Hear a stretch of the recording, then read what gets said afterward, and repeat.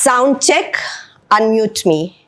And for years, I didn't realize my mic was off. I didn't know it then, but it would take me half a century to hear my voice again. Homemakers are the silent architects of society. Like many, I was one of them.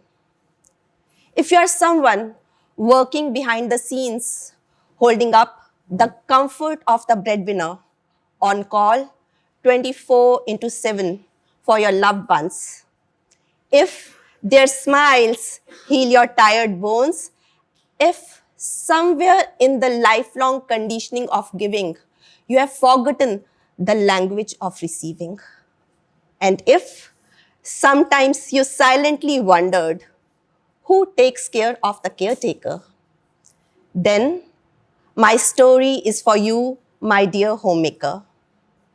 I have felt the pain of being needed, yet heard by none. I am here to share how you can go from silent to unstoppable, just like I did.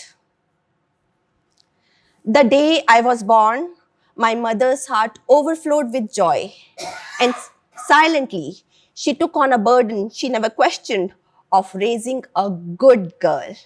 Not bold, not brave, just good. Groomed to be a wife, a mother, a homemaker like her. I was loved, pampered, protected. But somewhere between the lullabies and expectations, my voice was wrapped in silence. Every time I said something different, I was told, good girls, don't say that. Good girls, don't do that. So I became excellent at saying yes because saying no came with conflict and guilt. And that's how I was muted. Then came marriage to a kind and caring man who truly loved me. But love doesn't always come with a voice. He was a silent ocean. I was a rippling wave, restless, misfitting, like a square peg in a round hole. Now, what does a good daughter do? I did what I was told to do, sanded my edges to fit, even when it hurts.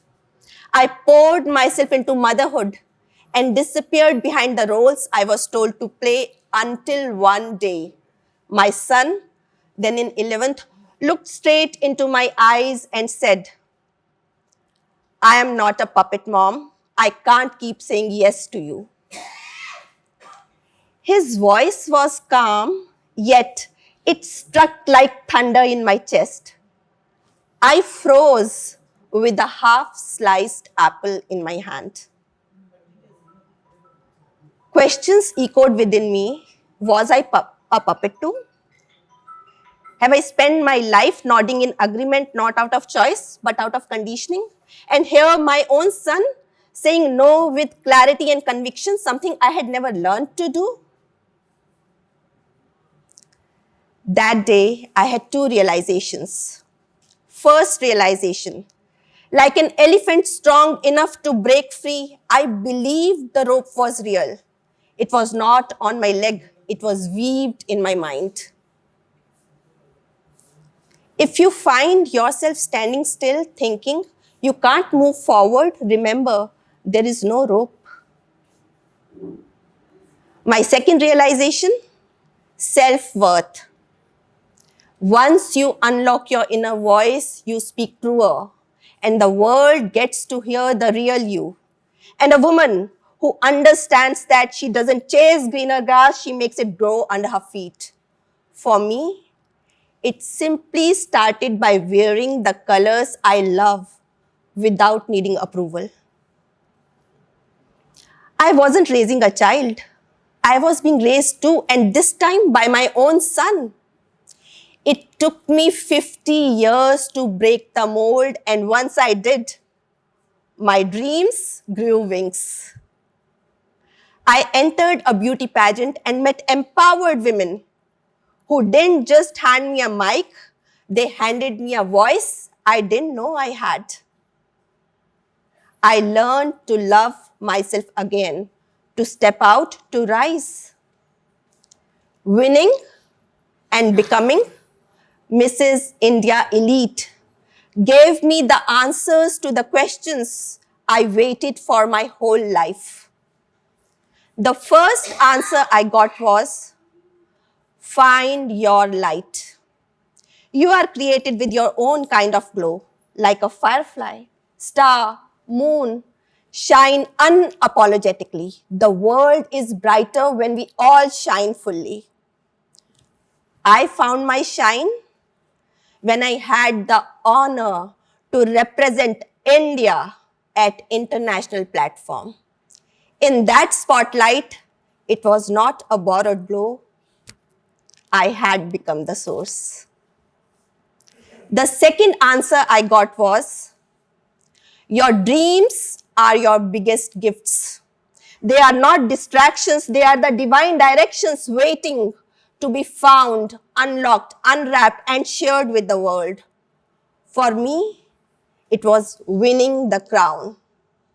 For you, it might be writing a book like J.K. Rowling's, single mother scribbling boy wizard in a cafe. Her dream became Harry Potter, a world that touched millions. And third answer I got was, stop. Stop living in incognito mode. I was like a tab on a laptop, running but unseen. Pageant, close the tab, hit refresh, and my life loaded in full color as main screen.